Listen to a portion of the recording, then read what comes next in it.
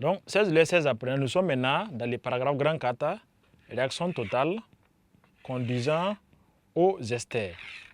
On avait dit par rapport aux caractéristiques de la réaction d'estérification entre un alcool et un acide carboxylique, qu'elle était lente, limitée et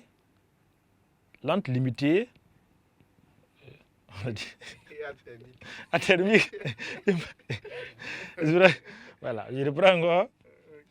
16 les 16 après. Nous sommes maintenant dans les paragraphes grand 4, réaction totale conduisant aux esters. Alors, on avait vu dans les cas de l'estérification entre un alcool et un acide carboxylique que la réaction était lente, limitée et athermique.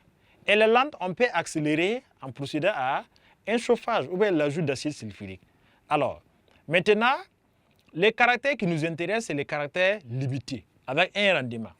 Donc, comment faire pour avoir un meilleur rendement ou bien comment faire pour avoir un rendement de 100%? Donc, pour que la réaction devienne totale. Donc, c'est l'objectif de ce paragraphe-là, avoir une réaction totale. Et pour avoir une réaction totale, on ne peut plus utiliser l'acide carboxylique. Donc, on va utiliser ces dérivés qu'on appelle des chlorides d'acyle.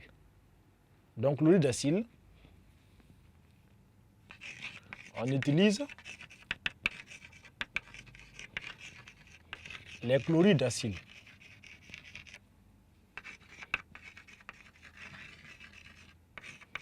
R, COCl, à la place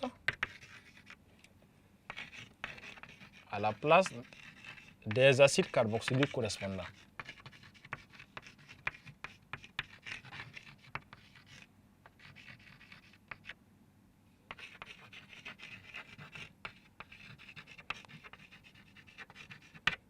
Voilà, donc voici comment faire pour avoir...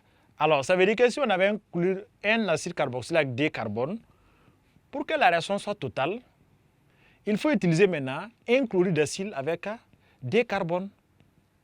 Et on va aller prendre quelques exemples. Donc, si vous avez CH3COH, le dérivé va être alors CH3CO, on va le couper comme ça. Donc, et le nom c'est chloride d'éthanoïl. Chloride d'éthanoïl.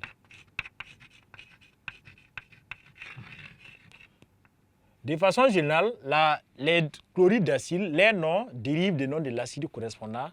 On commence par chloride et à la fin on met le terme oil. Si c'est éthane, ça devient éthanoïl. Alors, si on prend l'acide propanoïque,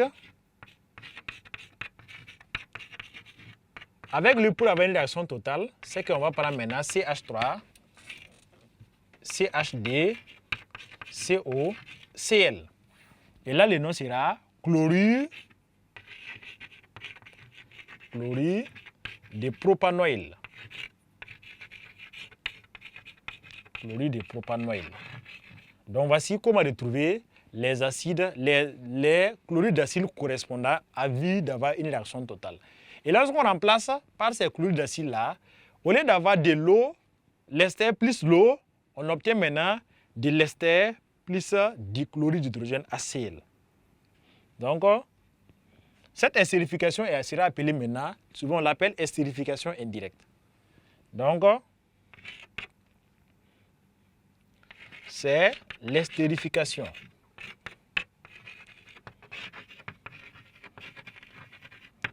C'est l'estérification indirecte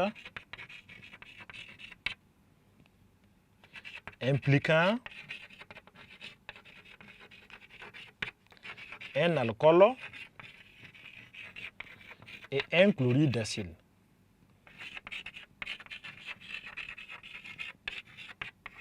Un alcool et un chloride d'acyle. Donc l'équation générale, de